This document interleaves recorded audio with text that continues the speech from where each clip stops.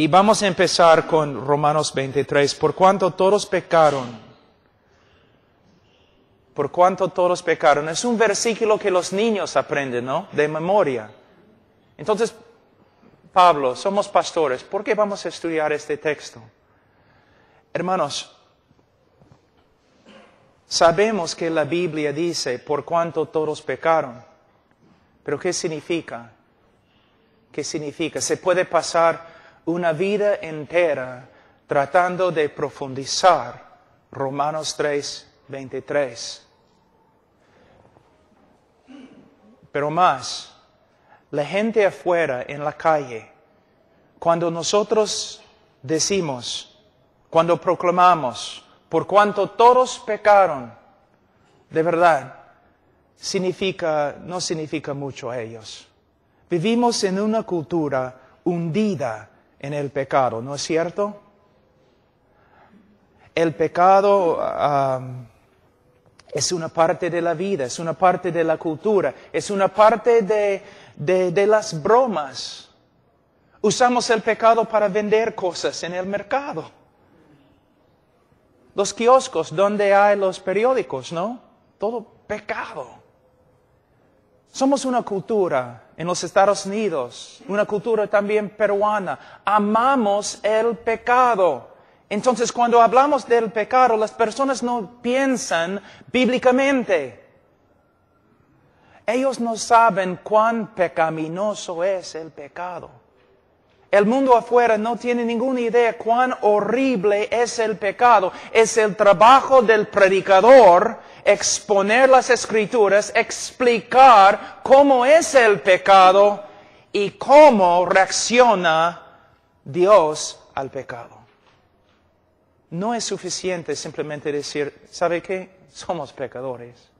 Y a veces también nosotros como predicadores no tomamos en serio el pecado. A veces yo no observo a las personas cuando están practicando evangelismo. Y a veces, para ser amables, ellos dicen, ¿sabes qué? ¿No? Todos nosotros somos pecadores. Así, ligeramente. Mi mamá justo falleció de cáncer. Imagínense el médico cuando tiene que decir a mi mamá, señora, tienes cáncer. Imagínense él diciendo todo así. ¿Sabe qué, señora? Tienes cáncer. Qué feo, ¿no? Es una ofensa hablar así. De la misma forma, cuando nosotros como predicadores, cuando predicamos el Evangelio, nosotros tenemos que hablar del pecado, pero tenemos que saber cómo es el pecado ante un Dios santo. Pero para saber cómo es el pecado ante Dios, tenemos que conocer quién es Dios. Otra pregunta. ¿Cuántos meses has pasado solamente estudiando los atributos de Dios? ¿Cuántos años te has dedicado a estudiar solamente los atributos de Dios? Aún en las conferencias que tenemos, ¿no? Somos muy pragmáticos. Quiero saber cómo evangelizar. Quiero saber cómo hacer crecer una iglesia. Quiero saber cómo hacer esto. ¿Quién quiere conocer a Dios? Nosotros a veces, los evangélicos, funcionamos más como hombres de negocio que profetas. ¿Conoces a Dios?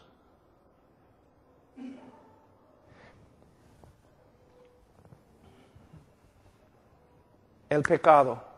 ¿Por cuánto todos pecaron? ¿Por qué no están ustedes temblando? Los puritanos antes, o siempre decían, cuando el hombre peca, no peca contra el alcalde de un pueblo chiquitito. No peca contra el presidente de un país. Peca contra el Señor de la gloria. No hay no hay manera de explicar cuán asqueroso, feo, horrible es el pecado. Pero una de las tareas de un predicador es intentarlo.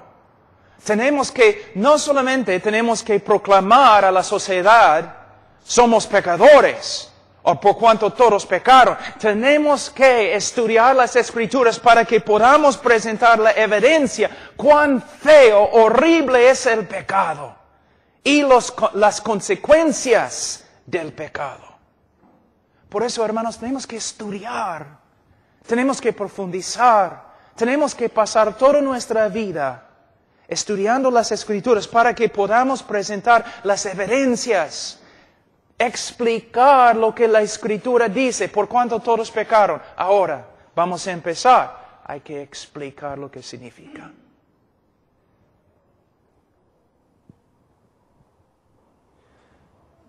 Vamos a decir que hay un médico y tiene un paciente que él sabe que no va a escuchar nada. El médico sabe que este hombre no me va a escuchar. El hombre tiene cáncer, pero no me va a escuchar. El hombre necesita una operación, pero no me va a escuchar. Entonces, el médico, en amor, ¿qué va a hacer? El médico va a sentarse en su escritorio y va a empezar a juntar toda la evidencia. Evidencia tras evidencia, prueba tras prueba. Y de ahí va a ir al hombre y va a decir, tienes cáncer. Aquí está una evidencia, otra evidencia, otra evidencia, otra evidencia, otra evidencia. Y más, el cáncer que tienes es horrible. Aquí, ¿cuán horrible es? Otra evidencia, otra evidencia, otra evidencia.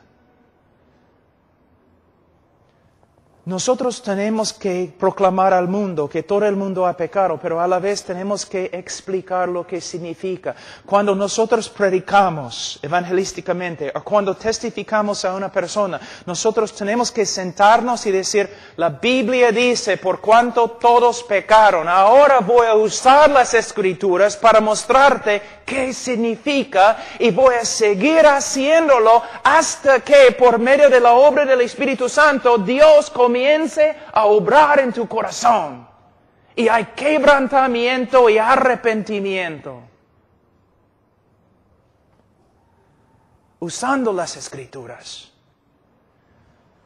Ahora, dice, por cuanto todos pecaron y están destituidos de la gloria de Dios. Vamos a decir que somos jóvenes en la calle, nosotros. ¿Y dónde está hermano Pablo Chinchay? O hermano Edwin, ¿dónde está? Hermano Edwin, párese. Y tú me dices, oye Pablo, corre. ¿Por qué? Edwin dijo que te va a pegar. Y yo lo miro. Yo no voy a correr. Que venga pues. Vamos. Pero tú vienes, próximo día tú dices, Pablo, corre. ¿Por qué? Porque ese hombre ahí atrás con el saco parece hermano. El grandote, parece. Usted. Tú dices, él te va a pegar. Ya me voy. Ya me voy. Es otra cosa. Si él se acerca a mí, oye, métete en mi bolsillo. Él es otra cosa, gracias hermano. La gente en el día de hoy no tiene miedo del pecado porque no tiene miedo de Dios, porque no conocen a Dios, porque no estamos predicando a Dios, porque estamos tan ocupados como pastores que no tenemos tiempo para conocer a Dios. La tarea principal de un pastor es conocer a Dios. Una pregunta, ¿cuándo es la última vez que pasaste meses, quizás un año, enseñando tu congregación con respecto a los atributos de Dios? ¿Ves? ¿Qué estamos haciendo? La doctrina más importante, la teología propia, la doctrina de Dios, los atributos de Dios. Una persona no puede entender cuán horrible es el pecado a menos que conozca quién es Dios. La mayoría de las personas tienen un Dios más o menos de este tamaño, que se puede meter en el bolsillo. No tiene miedo. Y no saben quién es. Ni en las iglesias evangélicas saben quién es Dios, porque no estamos predicando los atributos de Dios. Entonces cuando decimos, ¿por cuánto todos pecaron? ¿Y qué? O predicamos acerca de Dios, pero no predicamos acerca de algunos de los atributos más importantes, como la santidad, como la justicia, como la ira de Dios, o como el aborrecimiento de Dios. Voy a darles un ejemplo. ¿Cuántos de ustedes han escuchado la frase, Dios aborrece el pecado y ama al pecador? Está bonito, ¿no? El único problema es herejía. No es lo que las Escrituras enseñan. Hay varios lugares a través de la Biblia donde dice que Dios aborrece al pecador. Y vamos a hablar de eso. ¿Ves? Muchas veces predicamos cosas que hemos escuchado de otros, sin investigar. ¿Es verdad? Suena bien, me parece bien, pero ¿de verdad es lo que la Escritura enseña? Voy a darles un ejemplo. Vamos a Salmos capítulo 5 un ratito.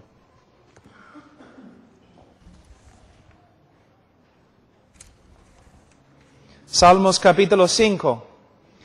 Versículo 5, los insensatos no estarán delante de tus ojos, aborreces a todos los que hacen iniquidad. ¿Dice que Dios aborrece la iniquidad? No. Dice que Dios aborrece a todos los que hacen la iniquidad. Pero tú me dices, pero Pastor Pablo, Juan 3:16 está en la Biblia. Sí, está en la Biblia, también Salmos 5:5. Muchas veces decimos un montón de cosas acerca de Dios que no son bíblicas. Cuando hablamos del pecado, también tenemos que hablar de Dios. ¿Quién es Dios? ¿Cómo reacciona Dios al pecado? La mayoría de las personas piensan que Dios es un Jesucito, o que es un abuelo viejo, tonto, o que es como Papá Noel. No es Jehová. Él da vida, Él mata. Él salva, Él juzga. Él ama, Él aborrece. Él es maravilloso, Él es terrible. No es un león domesticado. Es Dios. Una pregunta, ¿cuántas cosas enseñas simplemente porque otra persona te ha enseñado? ¿Y cuántas cosas enseñas porque es lo que se encuentra en la Escritura? Y aún en nuestros estudios, ¿cuántas cosas en la Biblia interpretamos por medio de la psicología? 98% de la consejería bíblica es nada más que psicología bautizada. Proviene de Freud, Rogers y Skinner, 3 hombres que aborrecían el cristianismo. Pero pastor, tenemos que usar la verdad que ellos tenían. No tenían verdad, y puedo probarlo. Entonces muchas veces nosotros, cuando hablamos de Dios o hablamos del pecado, hablamos a través de la influencia de la psicología en vez de a través de las Escrituras. Les voy a dar un ejemplo. Debemos amar a nuestro prójimo como de este texto. ¿Sabe lo que muchos enseñan? El cristiano tiene que amarse a sí mismo primero, porque si no, no puede amar a otro. Esa es una herejía tan grande de la psicología. Es horrible. Pero es lo que enseñamos. ¿Por qué? Porque no estamos enseñando la Biblia. Hermanos, mira, los hombres de Dios tienen que estudiar las Escrituras. Es su tarea principal. Pero la mayoría de los pastores, porque están tan ocupados, ¿qué hacen? Se levantan en la mañana, oran algunos minutitos ahí. Quizás leen 10 minutos si pueden y salen para trabajar. Hay que hacer cosas. Vamos a una conferencia porque nos van a enseñar cómo evangelizar. Vamos a otra conferencia porque nos van a enseñar cómo hacer esto o cómo hacer esto. Pero ¿qué pasa con las conferencias? Vamos a aprender quién es Dios. Vamos a aprender cómo son los atributos de Dios. ¿Qué significa su ira? ¿Qué significa su amor, su aborrecimiento, su justicia?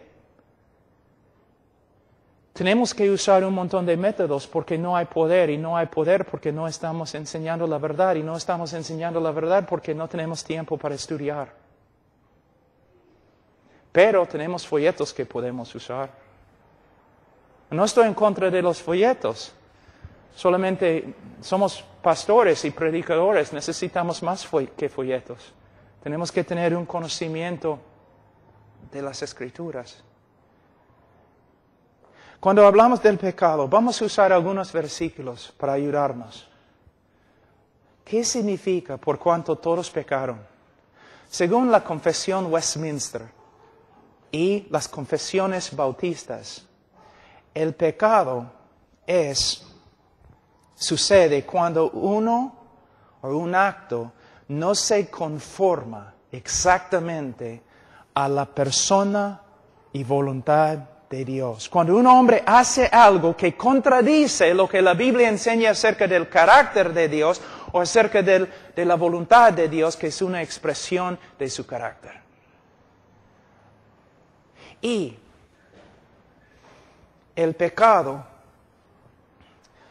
¿cuán horrible es el pecado? Voy a darles una ilustración de Gálatas. La Biblia dice que todos los hombres que no cumplen todo lo que se encuentra en las Escrituras, el hombre es bajo una maldición, ¿no es cierto? ¿Qué significa estar bajo una maldición? Significa que el hombre que ha pecado una sola vez, es tan horrible y asqueroso ante un Dios santo y un cielo santo, que la última cosa que el hombre va a escuchar cuando toma su primer paso para entrar en el infierno, la última cosa que va a escuchar es toda la creación aplaudiendo a Dios. Porque Dios le ha enviado al infierno. El hombre es tan horrible ante un Dios santo. Y ese es el problema en el día de hoy. Mira este versículo acá. Dice, por cuanto todos pecaron y están destituidos de la gloria de Dios. La interpretación moderna de este texto es, Dios tiene un plan maravilloso para tu vida, pero por causa del pecado no has logrado el gran plan que Dios tiene para ti. Es una interpretación nueva. Si vas a los comentarios antiguos no vas a encontrarlo. ¿Por qué usamos este método de interpretación? Tiene mucho que ver con la psicología. El hombre es todo. Dios tiene un plan para el hombre. No es lo que significa. En el contexto de Romanos capítulo 1 y también en los comentarios antiguos, lo que significa es esto. El hombre fue hecho con un solo propósito. Glorificar a Dios, adorar a Dios y servir a Dios. Y el hombre no lo ha hecho. En vez de servir a Dios y glorificar a Dios, el hombre se ha glorificado a sí mismo y se ha rebelado contra la ley de Dios. Y por eso Pablo dice en Romanos 1, 2 y 3, el hombre merece la condenación y nada más. Nosotros predicamos en el día de hoy como si el hombre fuera un víctima. No es un víctima, es un aborrecedor de Dios que peca porque aborrece a Dios. Su vida está destruida porque aborrece a Dios y se ha rebelado contra Dios. El hombre tiene que escuchar de las Escrituras qué significa ser pecador. Vamos a ver algunos textos, empezando en el libro de Génesis. Génesis capítulo 6.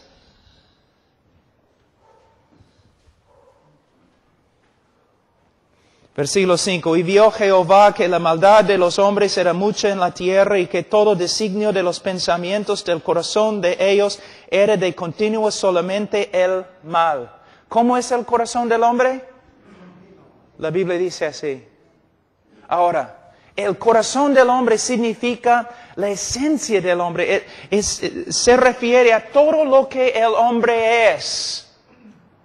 Corrupto totalmente. Una vez yo estaba predicando en una universidad y después de leer el texto, un joven se acercó a mí y dijo, no estoy de acuerdo con tu interpretación del texto. Y yo le dije, no interpreté el texto, joven. Lo leí nada más. Y él dijo, el hombre no es así, hay algo bueno en el hombre.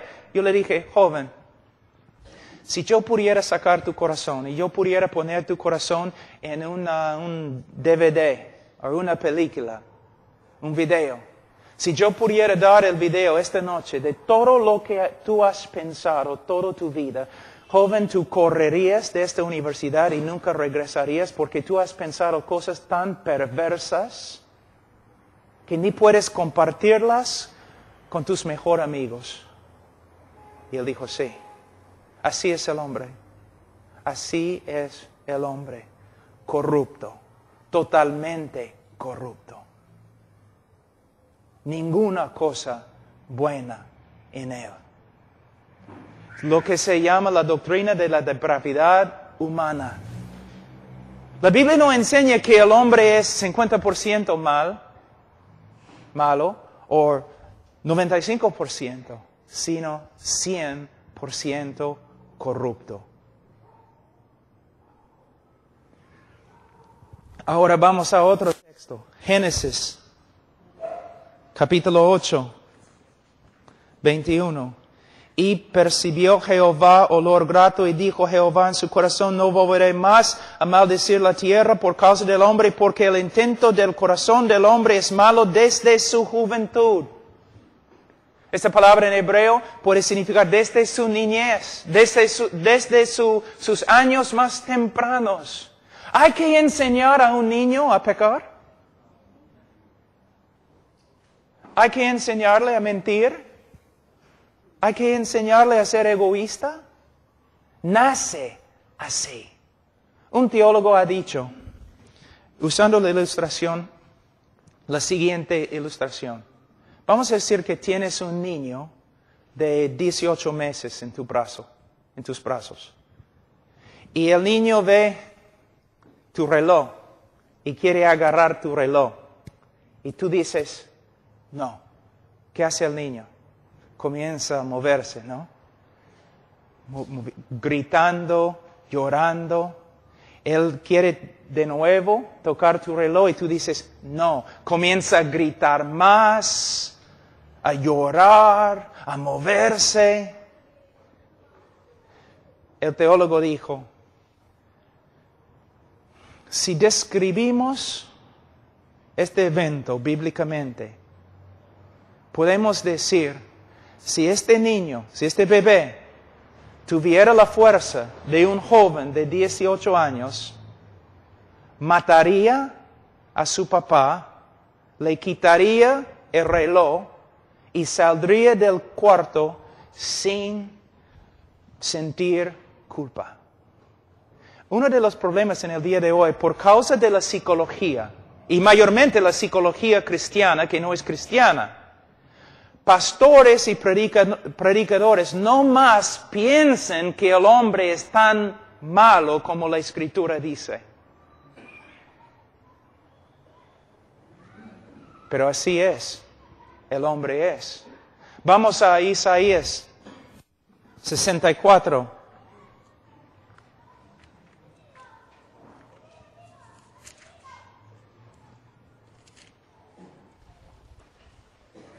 Versículo 6, si bien todos nosotros somos como suciedad y todas nuestras justicias como trapo de inmundicia. Imagínense un leproso acá. Un leproso. Cuando está sufriendo de la lepra, es horrible. Todo su cuerpo está pudrificando. Pero imagínense que nosotros queremos ayudarle, entonces vamos a Lima y compramos una tela muy fina y le vestimos al leproso en la tela fina, blanca que hemos comprado. ¿Qué va a pasar? En algunos minutos toda la contaminación de su cuerpo va a comenzar a pasar a la tela. Y la tela va a llegar a ser tan sucia como el hombre mismo. Esta es la razón por la cual el hombre no puede salvarse a sí mismo. Es la razón por la cual las buenas obras no salvan. Porque el hombre es totalmente corrupto. ¿Una vez has pensado por qué Hitler era así? ¿Una vez? ¿Es que él nació más pecador que tú?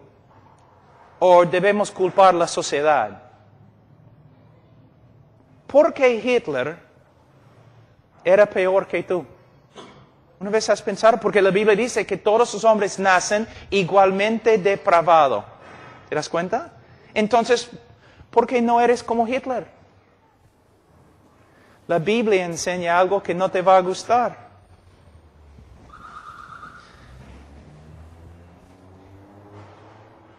Si no fuera por la gracia común de Dios obrando en el mundo, tú serías peor que Hitler. Cada hombre en la tierra sería peor que Hitler. Aún Hitler fue restringido en su maldad por medio de la gracia de Dios.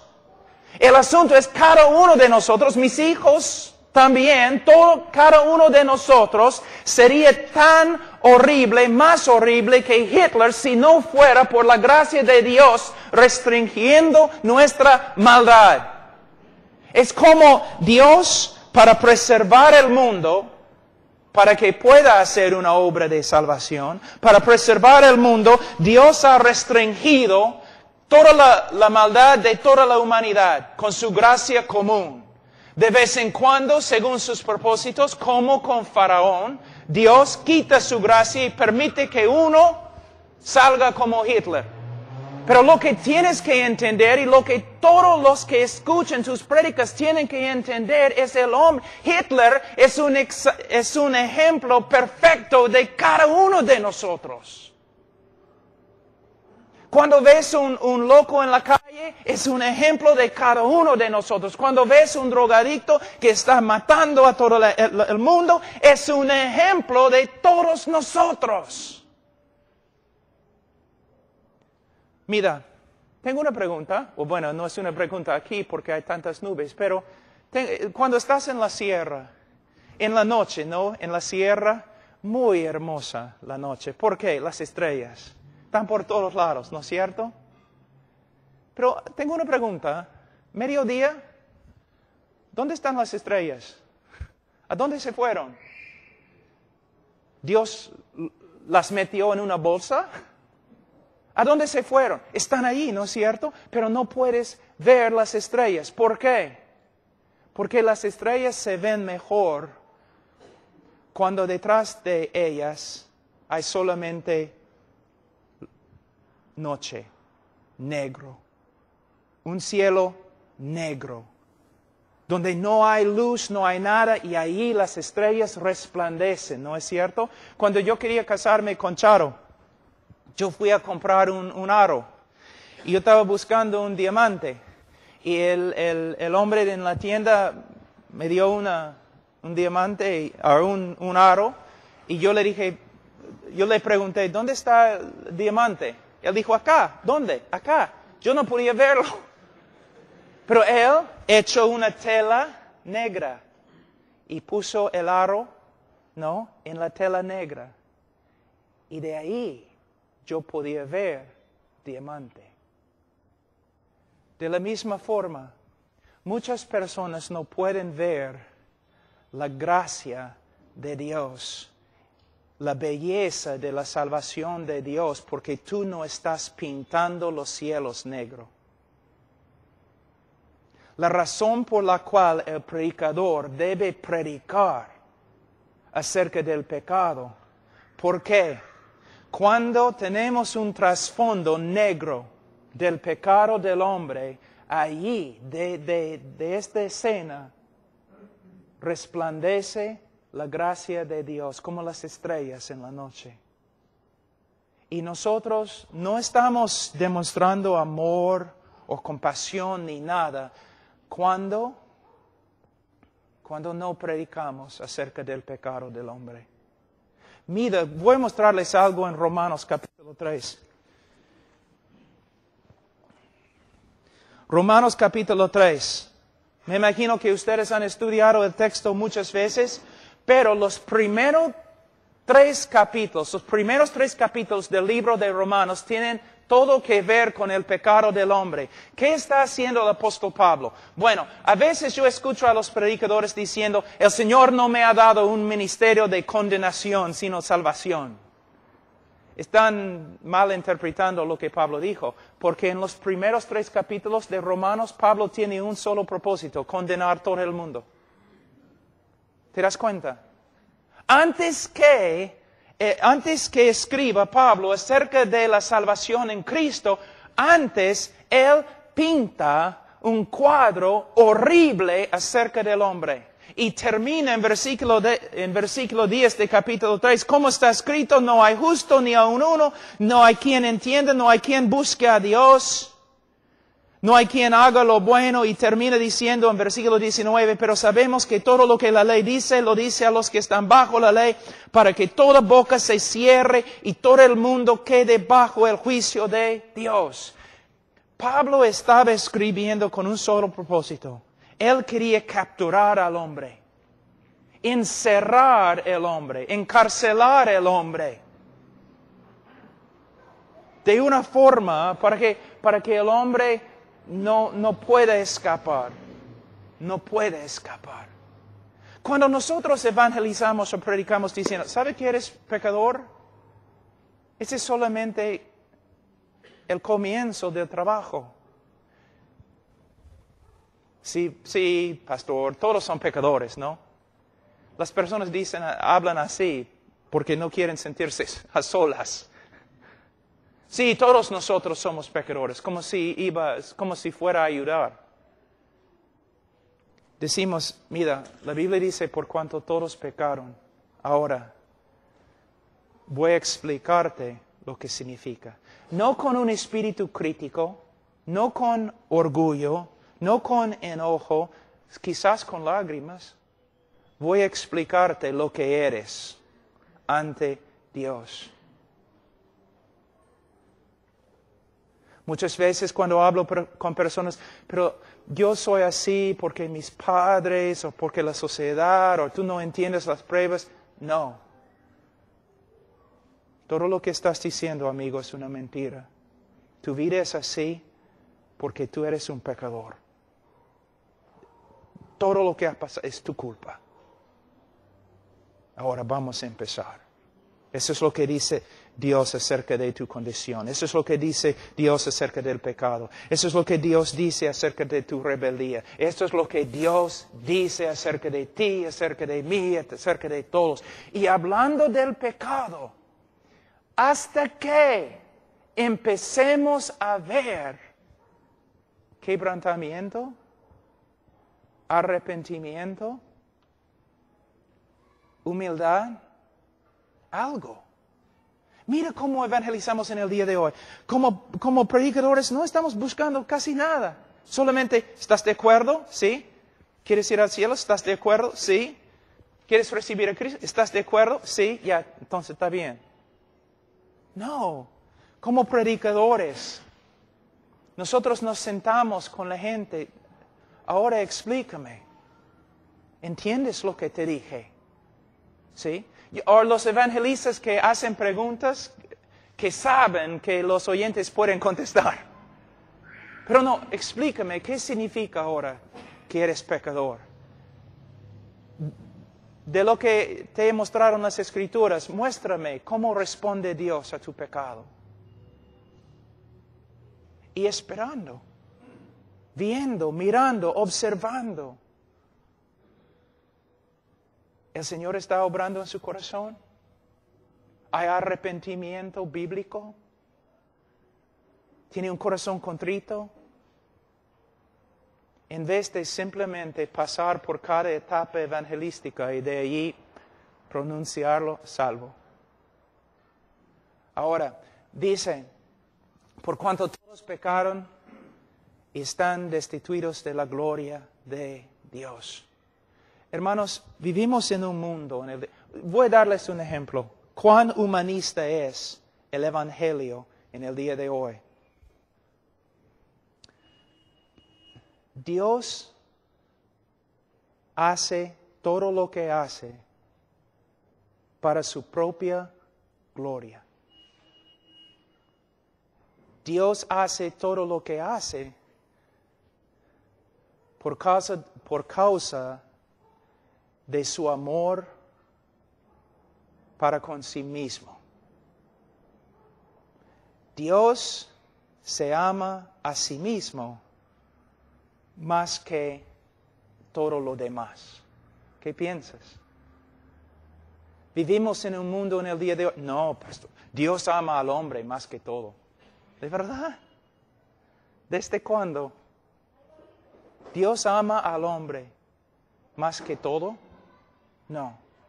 Si tú amas algo más que a Dios, ¿cómo se llama? Idolatría.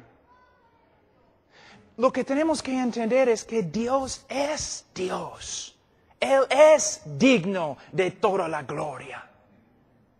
Él debe amarse a sí mismo más que a cualquier otra cosa o persona. Es digno, pero nosotros no nos parece bien. No, Dios debe amarme a mí. ¿Cuántas veces he escuchado canciones en las campañas evangelísticas? Dios ama al hombre más que todo lo demás. No es cierto. El hombre no es el centro del universo.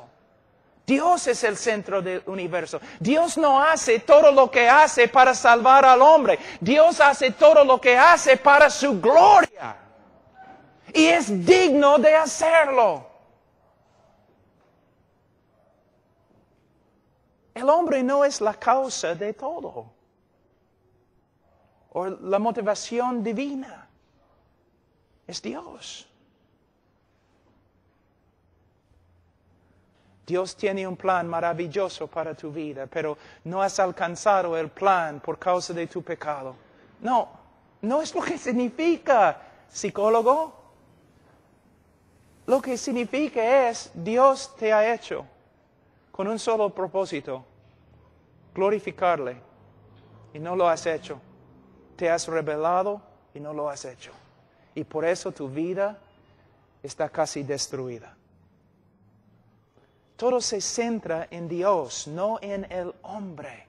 Dios ama al hombre, de verdad. Él ha mostrado su amor en la cruz del Calvario, pero como predicadores nosotros tenemos que entender el orden. El hombre no es principal en el universo, Dios es principal. Dios no hace todo lo que hace para el hombre o por el hombre, sino por su propia gloria. Dios es número uno, no el hombre. Dios es el centro del universo, no el hombre. Personas dicen, si Dios está ahí en el cielo y está llorando porque tú no quieres recibir su salvación. ¿De verdad? ¿Puedes mostrarme en la Escritura? Pero Cristo en la tierra lloró. Sí, pero Cristo no está en la tierra en este momento. Ningún lugar en el cielo, en la Biblia, donde dice que Dios está llorando porque la gente le está rechazando. El famoso teólogo Tozer dijo, si todos los hombres llegan a ser ciegos, no va a disminuir la gloria del sol que resplandece. Y si todos los hombres se convierten en ateos, no va a disminuir la gloria ni la felicidad de Dios. Dios no necesita al hombre. Dios salva al hombre, no por causa del hombre, sino a pesar del hombre, para mostrar su propia gloria en la tierra. Pero tú tienes tanto valor ante Dios.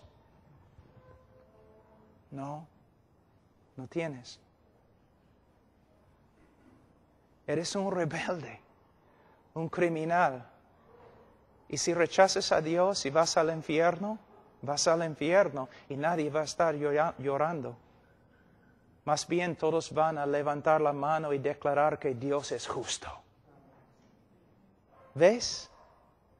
Todo se centra en el día de hoy alrededor del hombre y su necesidad. Pero no es así. Dios da vida, Dios destruye, Dios salva, Dios condena. Pero Dios no tiene necesidad. Tampoco necesita el amor del hombre. Por cuanto todos pecaron y están destituidos de la gloria de Dios. Una explicación más con respecto a este texto. Miren Romanos capítulo 1, versículo 19. Romanos 1, 19 es la interpretación de verdad de Romanos 3, 23. Por cuanto todos pecaron y están destituidos de la gloria de Dios. ¿Qué significa estar destituido de la gloria de Dios? Versículo 19. Porque lo que de Dios se conoce, les es manifiesto, pues Dios se lo manifestó, porque las cosas invisibles de Él, su eterno poder y deidad, se hacen claramente invisibles. Versículo 21. Pues habiendo conocido a Dios, no le glorificaron como a Dios, ni le dieron gracias, sino que se envanecieron en sus razonamientos y su necio corazón fue tenebrecido. Es el significado de Romanos 3, 23, cuando dice, por cuanto todos pecaron y están destituidos de la gloria de Dios. ¿Qué significa estar destituidos de la gloria de Dios? Fuimos creados para su gloria, Él merece nuestra alabanza y adoración, pero nosotros nos hemos rebelado contra Él y no hemos realizado el propósito que tenemos, vivir para la gloria de Dios. Tú dices, ¿cuál es la diferencia entre la interpretación histórica y la interpretación moderna? Bastante. La interpretación histórica, todo se centra en Dios y su gloria. La interpretación moderna, todo tiene que ver con el bienestar y el propósito del hombre. Ahora, dice, vamos a Romanos 3, 23. Versículo 23, por cuanto todos pecaron y están destituidos de la gloria de Dios, siendo justificados. ¿Qué significa siendo justificados? Es muy importante. Muchas personas a veces piensan, bueno, ser justificados significa que Dios nos ha perdonado. No. La Iglesia Católica dice que la doctrina de la justificación significa que Dios nos da gracia por medio de los sacramentos. Dios nos da gracia y por medio de la gracia podemos vivir una vida santa ante Él y por medio de la vida santa y las buenas obras Dios nos salva. No. La justificación en las Escrituras es una declaración legal. Es muy importante. La justificación es una declaración legal. El momento que una persona cree en Jesucristo, Dios legalmente lo declara justo ante Él. Y aquí se encuentra el problema. Hermano Carlos habló un poco de eso, pero voy a explicar el mismo problema de otra forma. Aquí es el dilema. Dilema es una palabra que se usa. Dilema divina. Es este. Si Dios es justo, Él no puede perdonarte. Si Dios es justo, Él no puede perdonarte. Es el problema más grande de las Escrituras y una de las partes más importantes en el evangelismo. Nosotros decimos a las personas, Cristo tuvo que morir. ¿Sabes por qué? Bueno, por causa de mi pecado, sí. Pero todavía no hemos llegado a la respuesta. Cristo murió. ¿Por qué? Por causa de nuestro pecado. Sí, pero ¿por qué fue necesario que muriese por nuestro pecado? Es por causa de ese problema acá. Si Dios es justo, Él no puede perdonarte. Porque si Él perdona a los injustos, Él llega a ser más injusto que ellos. Es el problema más grande. Es la razón por la cual toda la Biblia fue escrita. Es la razón detrás del Evangelio, pero muchos cristianos nunca han escuchado de tal cosa. ¿Te das cuenta? Es quizás la parte más clave del Evangelio y casi nadie habla de eso en el día de hoy. Antes, los bautistas cada vez que predicaron el Evangelio hablaron de esto. En el día de hoy ni han escuchado. Porque Cristo tuvo que morir. Porque si Dios es justo, Él no puede perdonar. Como el hermano te dio esta mañana un ejemplo de un juez. Un juez, no, una persona mata a toda tu familia, tú capturas la persona, llevas la persona a la policía lleva la persona, el criminal, al juez, y el juez mira y dice, ¿sabe qué? Yo soy un juez de amor, por eso te perdono. Tú vas a gritar, no, yo demando justicia. Tú vas a escribir los periódicos diciendo, mira, hay un juez que es peor que los asesinos que él perdona.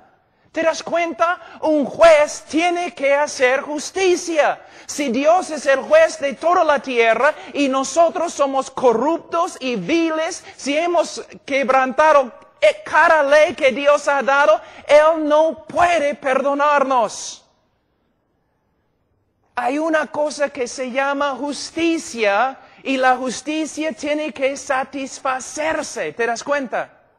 Tiene que ser satisfecha. Ahora, pero ustedes tienen que entender algo muy importante. Había una película, Los Crónicos de Narnia, el león, ropero y bueno, en Aslan, el león representa a Jesús. Y en la película, él tiene que morir por Edmund, que es un traidor. Y él dice algo en la película que no es correcto. Él dice,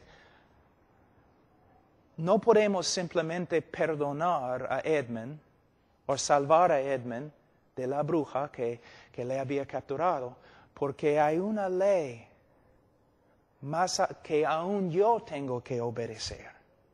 Lo que él está diciendo es que hay una ley de justicia. Edmund, el chico, ha pecado. Yo no puedo simplemente recibirlo de nuevo. Hay una ley de justicia que tengo que satisfacer antes que yo pueda recibirlo de nuevo. Pero en la película es herejía. ¿Por qué? Está diciendo que hay una ley más alta que Dios y Dios tiene que satisfacer la justicia, la ley de justicia que es más grande que Él antes que Él pueda actuar. No es cierto. La justicia que Dios tiene que satisfacer es su propia justicia. No una regla que Él tiene que cumplir que tiene más autoridad que Él. Dios no puede ser inconsistente. Por ahí. Mira, voy a darles un ejemplo. ¿Una vez has escuchado a un predicador diciendo esto? En vez de ser justo contigo, Dios ha demostrado su amor. ¿Sabe lo que están diciendo? El amor de Dios no es justo. En vez de ser justo contigo, Dios ha mostrado su amor. Está diciendo que el amor de Dios es injusto. No, Dios tiene que ser justo cuando manifiesta su amor. Él no puede pasar por alto la justicia.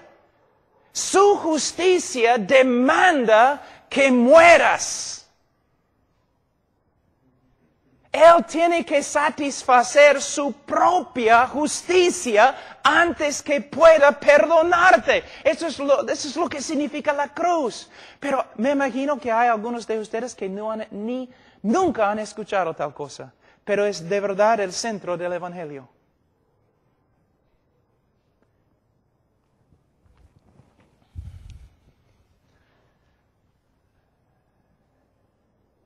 Alguien tiene que morir. Dios es justo. Pero también en un ratito vamos a hablar de otra cosa. Vamos a hablar del aborrecimiento de Dios. Sí, se encuentra en la Escritura. ¿Cuándo es la última vez que escuchaste una prédica sobre el aborrecimiento de Dios? Pero sin entender el aborrecimiento de Dios no podemos entender el amor de Dios.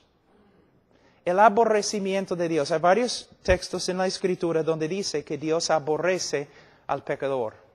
Dice. ¿Qué significa?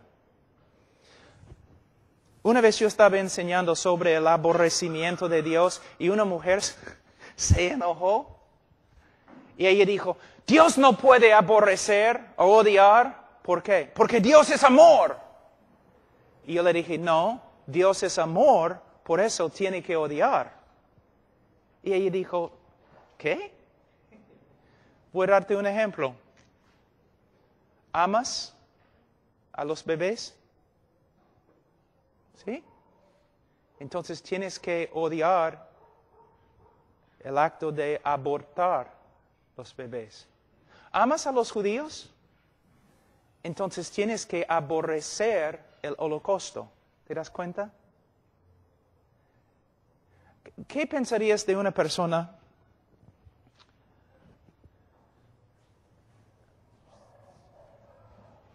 que tú estás leyendo el periódico, ¿ya? Y hay un hombre que ha violado como 15 niños. Y tú dices, caramba, caramba. Y tú muestras a uno, mira lo que ha pasado.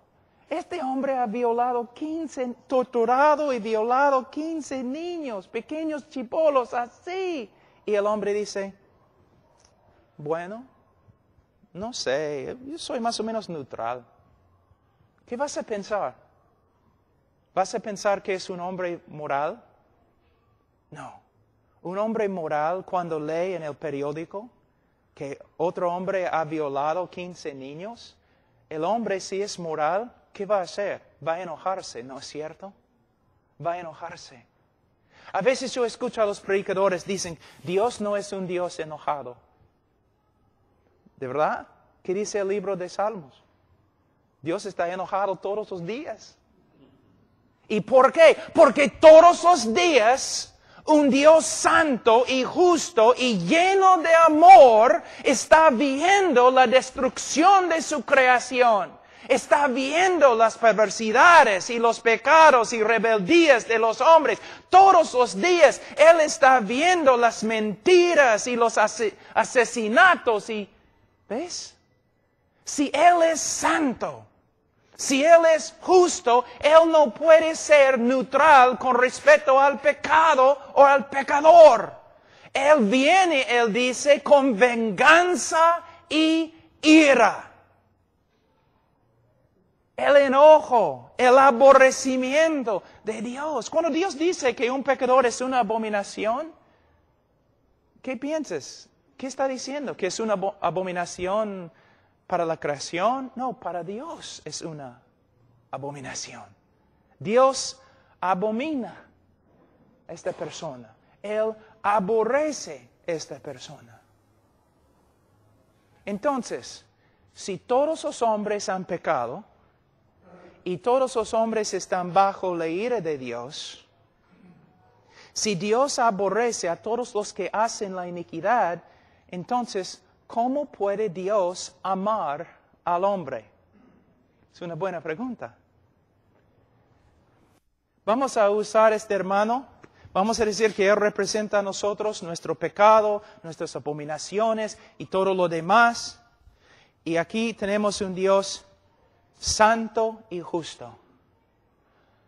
Un pecador tan vil puede motivar a un Dios santo para que le ame. ¿Cómo va a reaccionar un Dios santo al pecado del hombre? Cuando a través de toda la Escritura podemos ver Dios diciendo, por causa de su pecado les voy a condenar, por causa de sus pecados les voy a juzgar, por causa de sus pecados les voy a destruir. Entonces el hombre pecador no puede motivar el amor de Dios. Dios no ama por causa del hombre. Él no ama por causa del valor del hombre. Dios ama solamente porque Dios es amor. Y Él ama para demostrar su propia gloria, para su propia gloria y propia alabanza. La motivación de amar al hombre no viene del hombre, sino viene de Dios mismo.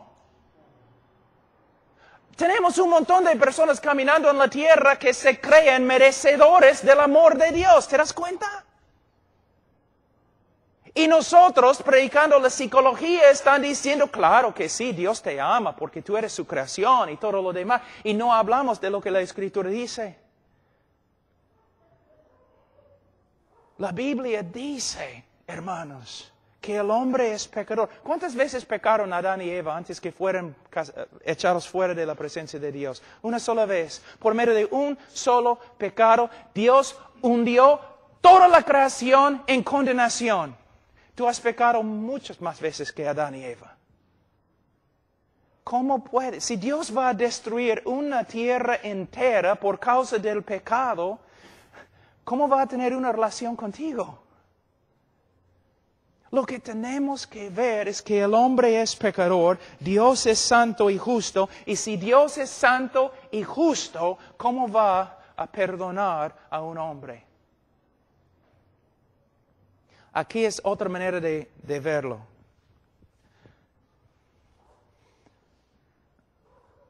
A través de las Escrituras escuchamos siempre acerca de la palabra longanimidad de Dios, que Él tiene la capacidad de sufrir nuestro pecado mucho tiempo. Así es como es. Dios en su justicia, en su santidad, mira al hombre.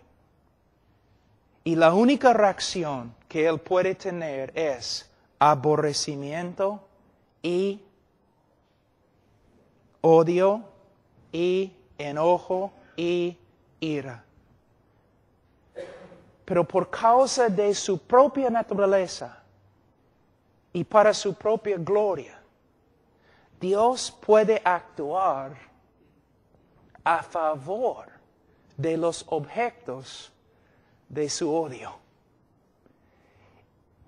Es como si, vamos a decir, la misericordia de Dios con una mano está restringiendo la ira de Dios y con otra mano está obrando para la salvación del hombre.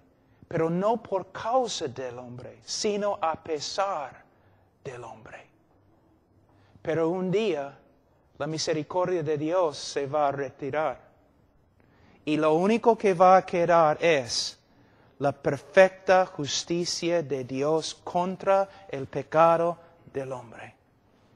Lo que quiero que ustedes vean es que Dios actúa para salvar al hombre, no por causa del hombre, tampoco por causa del valor del hombre, sino por causa de su propio carácter.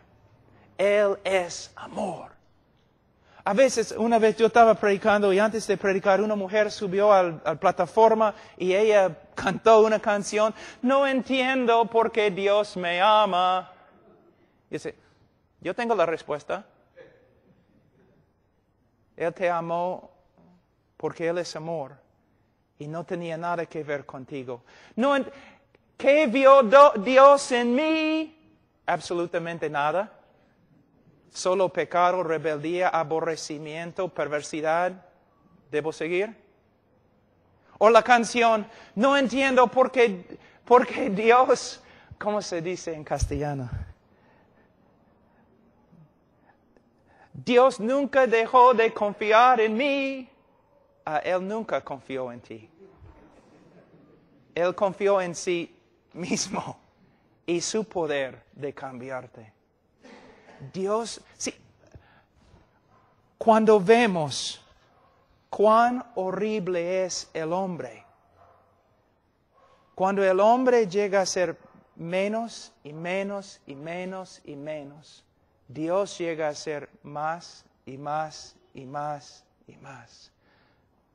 Cuando predicamos que el hombre es el centro del universo y Dios no va a estar feliz a menos que el hombre se salve, entonces el hombre es grande, Dios es pequeño. Cuando predicamos a los pecadores, pecador,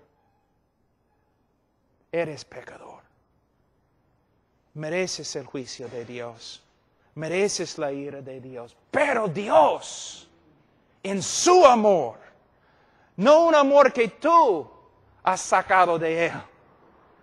No un amor por causa de ti o por causa de tu valor o por causa de tus atributos. No, un amor que proviene de Dios mismo. Entonces podemos empezar a ver cuán grande es el amor de Dios. Les voy a dar un ejemplo. No siempre, pero a veces es así. Mira, cuando un drogadicto, prostituta así, se convierte de verdad, ¿qué pasa?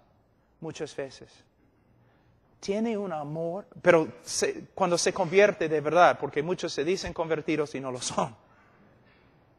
Pero cuando un drogadicto, un hombre que abajo, en un hueco y se convierte, muchas veces tiene un aprecio para la salvación de Dios, porque tiene una idea cómo era antes de su conversión. Pero lo que necesitamos comunicar a todo el mundo es que todo el mundo es igualito a drogadicto en el hueco, sino peor. Mi hijo tiene 6 años. Lo amo. Es aborrecedor de Dios. Mi hija tiene 2 meses. Aborrecedora de Dios. Mi hijo de 3 años, aborrecedor de Dios. Tú dices, no, Jesús dijo que los niños vengan a Él. No es lo que significa el texto, hermano, por favor. La Biblia dice que mis hijos fueron nacidos en pecado, con corazones corruptos, muertos en su pecado. Los amo, de verdad, pero no puedo negar la realidad bíblica.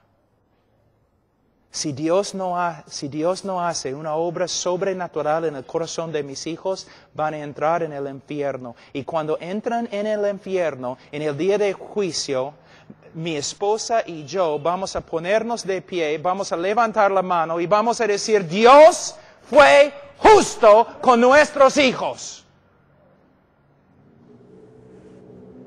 ¿De verdad?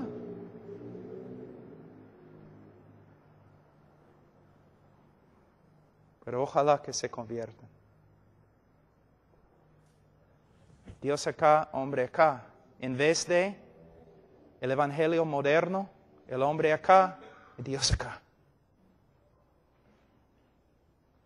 Pero Cristo está tocando a la puerta y está llorando y quiere entrar, pero tú no quieres. No, no es lo que la Biblia dice. Cristo está sentado sobre su trono y está ofreciendo salvación a todo el mundo. Es lo que dice.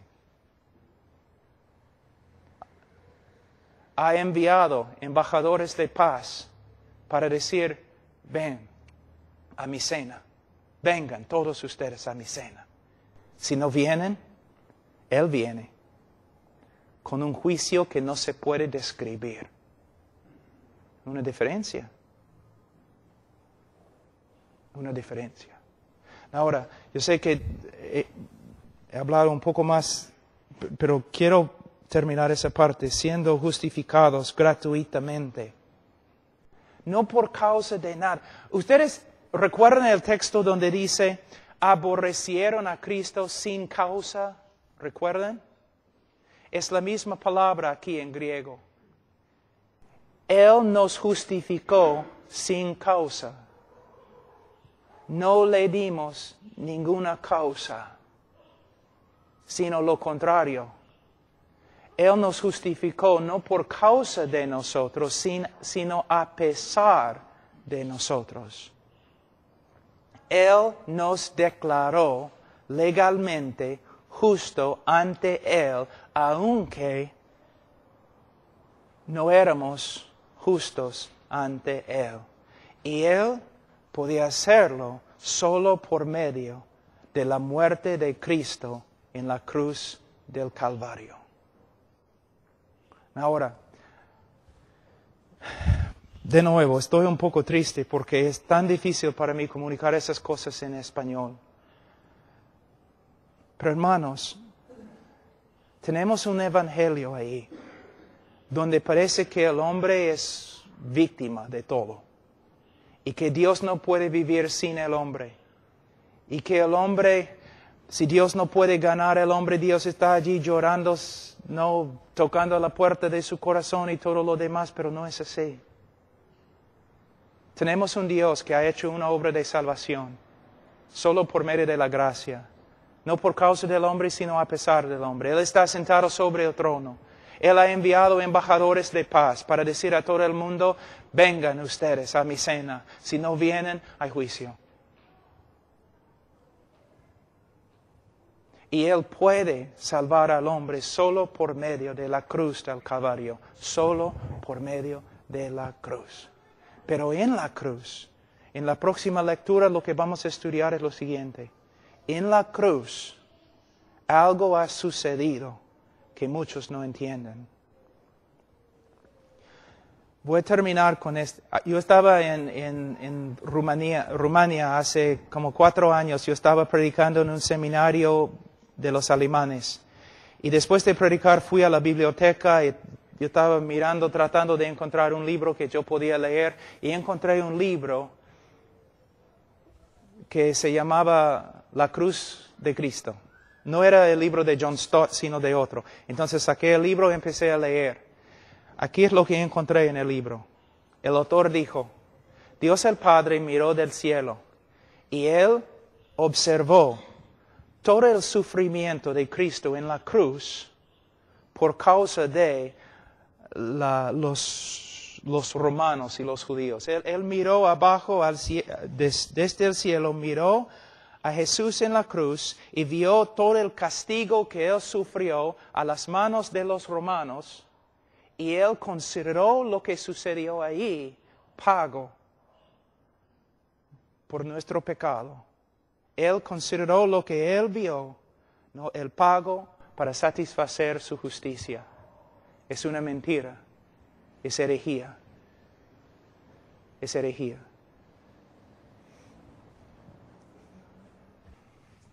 Vamos primero a... Cristo está en la cruz y Él grita, Ila, Ila, lama sabactani. Dios mío, ¿por qué me has desamparado? Ahora, fíjense, ¿qué está diciendo Jesús? ¿Quién desamparó a Jesús en la cruz? ¿Quién? El Padre. El Padre desamparó. La palabra también significa abandonó, rechazó. Es una palabra muy fuerte. Muchos predicadores dicen, Dios miró desde el cielo y miró a su Hijo y Él no podía soportar ver el sufrimiento de su Hijo y por eso simplemente no podía ver. Es una mentira, no es lo que la Escritura dice, es una mentira. La Biblia dice que Dios no podía mirar a su Hijo y desamparó a su Hijo. Dios abandonó a su Hijo. La pregunta es ¿por qué? ¿Por qué? Vamos a Salmos 22 y vas a ver por qué. Salmos 22. Versículo 1. Dios mío, ¿por qué me has desamparado? ¿Por qué estás tan lejos de mi salvación y de las palabras de mi clamor? Es su queja. Dios, ¿por qué me has desamparado? El Mesías en la cruz está clamando a Dios, ¿por qué me has desamparado? Versículo 2. Dios mío, clamo de día y no respondes, y de noche no hay para mí reposo. Da un argumento ahí en versículo 4. En ti esperaron nuestros padres, esperaron y tú los libraste, clamaron a ti y fueron librados, confiaron en ti y no fueron avergonzados. Cristo está diciendo, en toda la historia de Israel, cuando un hombre justo clamó a ti, tú lo salvaste. Pero yo, tu hijo, tu Mesías, yo clamo desde la cruz, pero me has desamparado. ¿Por qué? La respuesta, versículo 3, pero tú eres santo, versículo 6, mas yo soy gusano y no hombre. Dios desamparó a su Hijo en la cruz porque en la cruz su Hijo Santísimo llegó a ser pecado, la cosa que Dios aborrece y condena. En los folletos que tenemos dice que Dios está acá y el hombre está acá y Dios no puede pasar al hombre y hay una gran separación entre los dos. Para cerrar la separación, alguien tenía que morir fuera de la presencia favorable de Dios. Alguien tenía que morir condenado de Dios. Desde el comienzo de la creación y antes de la creación, Dios el Padre, Dios el Hijo, Dios el Espíritu Santo existieron en un compañerismo absolutamente perfecto y lleno de gozo. Una comunión perfecta, pero la primera vez en la cruz la comunión se destruyó porque el Hijo amado de Dios llevó nuestro pecado y Dios ni podía mirar a su Hijo porque Él llegó a ser pecado y más, Él llegó a ser una maldición ante Dios, una abominación de Dios. Tú eres una abominación ante Dios, antes de tu conversión eres una abominación ante Dios. Para salvarte alguien tenía que morir en tu lugar como una abominación, una maldición. Cristo cuando llevó nuestro pecado, su comunión con Dios fue destruida porque Él había llegado a ser pecado y Dios ni puede mirar el pecado. Él llegó a ser una maldición. Mira en Gálatas capítulo 3 muy rápido. En Gálatas capítulo 3,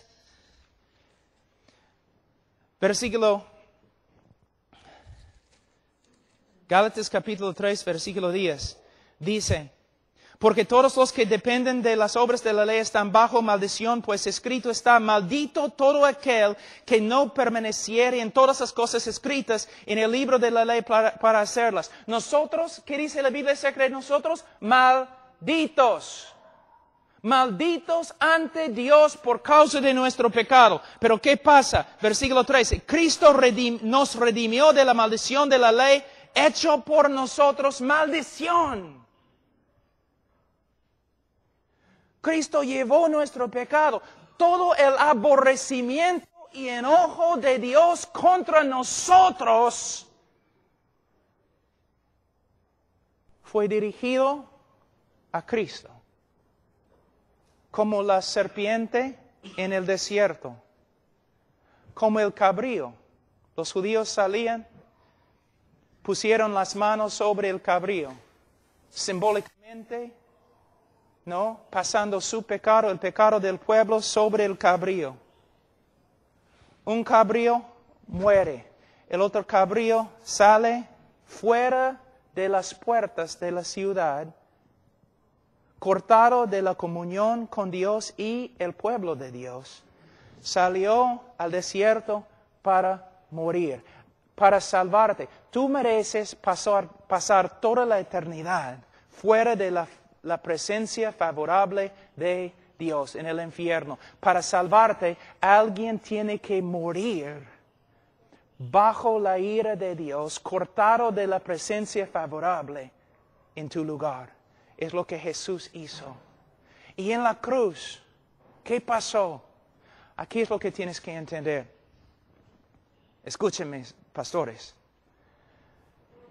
Cristo está en el huerto, ¿no? En Getsemaní. Y dice, que pase esta copa de mí 3 veces. ¿Qué significa la copa?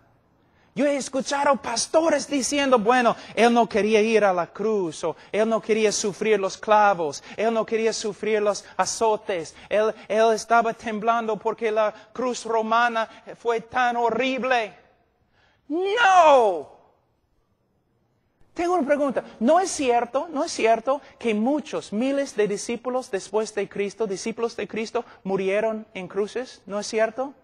¿No es cierto que la historia nos dice que muchos de ellos se fueron a su cruz cantando himnos y con gozo?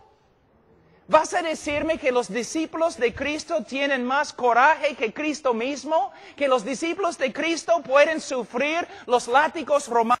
Y los discípulos de Cristo pueden morir en la cruz cantando himnos, pero el capitán de nuestra salvación está en un huerto escondiéndose, orando con angustia, que pase esta copa de mí. ¿Tú de verdad crees que Cristo tenía miedo de una cruz, de clavos?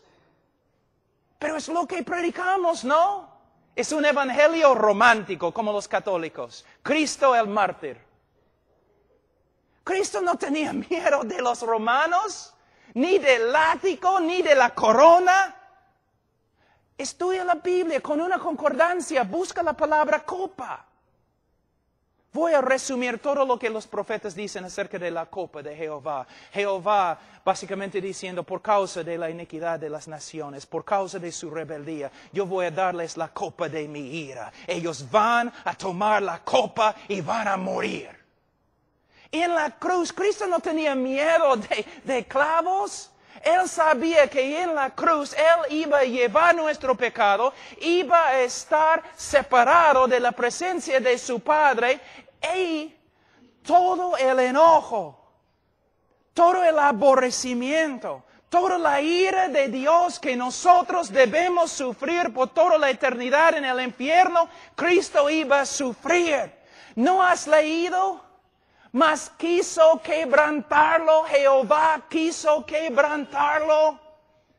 Alguien tenía que morir aplastado, quebrantado bajo la ira de Dios, separado de la presencia favorable de Dios. Allí es el evangelio, allí se encuentra el poder de la cruz. En la cruz Dios quebrantó, derramó su ira sobre su propio Hijo para salvarte a ti de su ira.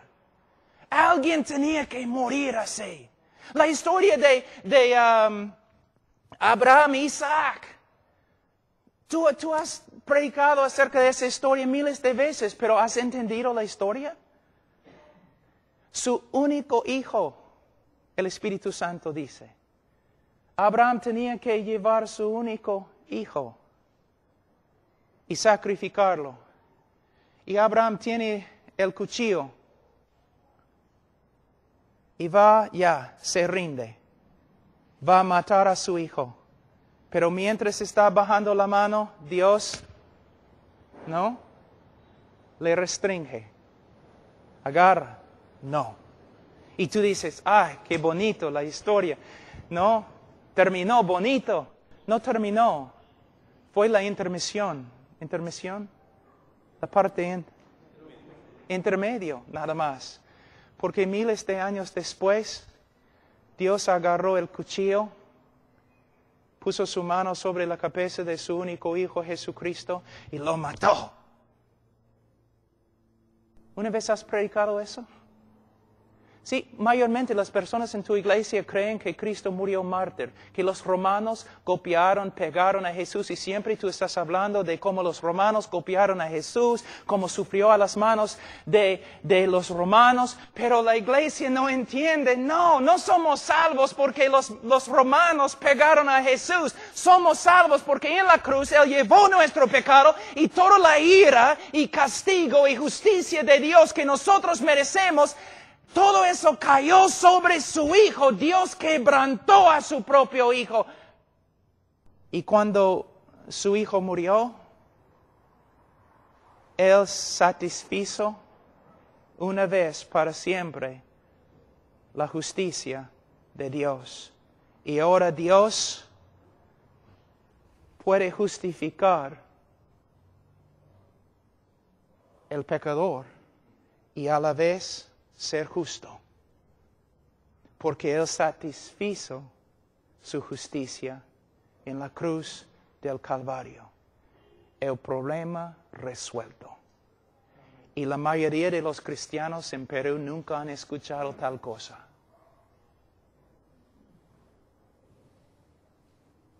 Pero es el Evangelio.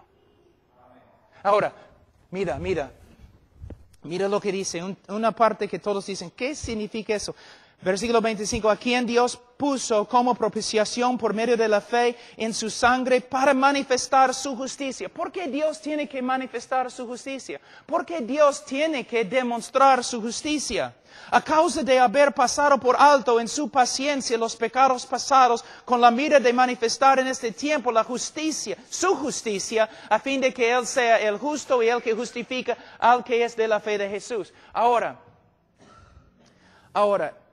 esta parte es tan importante. En un sentido, la cruz justifica al pecador, ¿no es cierto? Por medio de la cruz, el pecador se justifica, ¿claro? Pero los teólogos también dicen, por medio de la cruz, Dios se justifica. Pero usando la palabra de otra forma, por medio de la cruz, Dios se vindicó. ¿Cómo? Hay un problema en la historia. Hay un problema aquí en Perú, ¿no es cierto? Mira, ¿cómo es el problema? Yo les voy a mostrar. ¿Cuál es la queja aquí en Perú y también en los Estados Unidos? En todo el mundo. Los sabios siempre han escrito libros sobre esto. Hay tanta maldad en el mundo y Dios no hace nada. ¿No es cierto?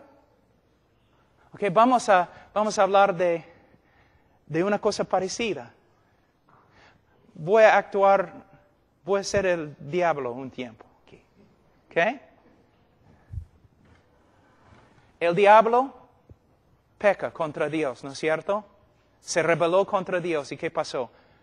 Yo te digo lo que pasó. Justicia perfecta. Él fue condenado. Y todo el cielo no tenía ningún problema. Nadie en el cielo tenía un problema. ¿Por qué? El hombre, esta criatura pecó contra Dios. Dios hizo justicia perfecta contra él. No hay ningún problema. Está bien. Es como debe ser. Pero vamos a la tierra. Adán peca contra Dios. Y Dios muestra misericordia. No muestra justicia. Tú dices, pero no, la caída de toda la creación. ¿Cómo puedes decir, Pablo, que no había justicia? No había perfecta justicia. Adán debería haber muerto sin posibilidades de salvación. ¿Satanás tiene posibilidades de salvación? ¿Cristo murió por Satanás? Perfecta justicia. Cuando Satanás cayó, cuando pecó, perfecta justicia fue hecha. Y todos glorificaron a Dios. Pero cuando Adán cayó, hay problemas. Aún el diluvio. Tú dices, ¿hay justicia? Noé debería haber muerto. Era pecador también. ¿O no has leído bien tu Biblia? Entonces, aquí está Satanás. Dios, tengo una pregunta. ¿Has cambiado? ¿El juez de toda la tierra no hará justicia? Yo me rebelé contra ti. ¿Justicia? Adán, ¿cómo puedes darle una promesa en Génesis 3:15? El protoevangelicum en latín. ¿Cómo puedes hacerlo? Dice que vas a enviar un Mesías. Él debe morir. Noé, El diluvio, Noé debería haber muerto. ¿Cómo puedes salvar a Noé? Oh, Israel, tu pueblo, idólatras, todos ellos merecen morir. Abraham, tu amigo, oye, has bajado tu estándar, ¿no es cierto? Abraham, tu amigo, mintió. Y de verdad no te creo perfectamente. Oh, y David, lo llamaste hijo. Toda la historia del mundo, acusación contra acusación, que Dios no es justo. ¿Por qué? Lo demás de la creación sabe más que nosotros. Dios no puede perdonar y ser justo a la vez. Porque un juez justo tiene que condenar al culpable. Pero hace 2000 años, Satanás llegó y dijo, ¿cómo puedes hacer una promesa de salvación a Adán? ¿Cómo puedes salvar a Noé? ¿Cómo puedes ser amigo con Abraham? ¿Cómo puedes llamar a David tu hijo? Y Dios respondió, yo puedo salvar a Adán. Y yo puedo salvar a Noé. Y yo puedo perdonar a Abraham. Y yo puedo hacer de David un hijo, porque mi hijo ha muerto por todos ellos. Una vez para siempre Dios cerró la boca de todas las acusaciones contra él.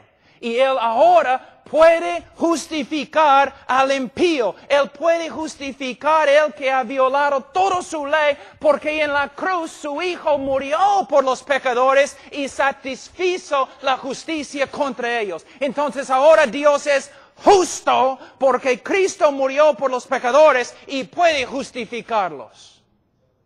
¿Entienden? ¿Pueden ver? La cruz no es una historia de un mártir. El dolor de la cruz no es lo que los romanos hicieron a Jesús.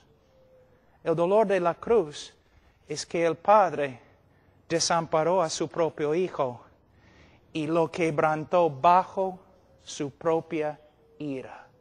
Y cuando lo hizo, satisfizo una vez para siempre la justicia. Eso es lo que significa el Evangelio. Esto. ¿Ves? Entonces, ¿recuerdan ustedes lo que dije? Vamos a pasar toda la eternidad tratando de entender lo que Dios ha hecho por nosotros en Cristo. Tú pensaste, ¿no? Yo entiendo el Evangelio. ¿Por qué van a predicar sobre el Evangelio? Nadie en este auditorio, incluso yo, entiende el Evangelio. Y es la tarea. Pero muchos de ustedes, ya, yo entendí eso, ya es en ese folleto, ya es el Evangelio, ya está bien, no necesito estudiar más. No. Ese Pablo bien bravo, ¿no? Bien malo. Es que amo el Evangelio.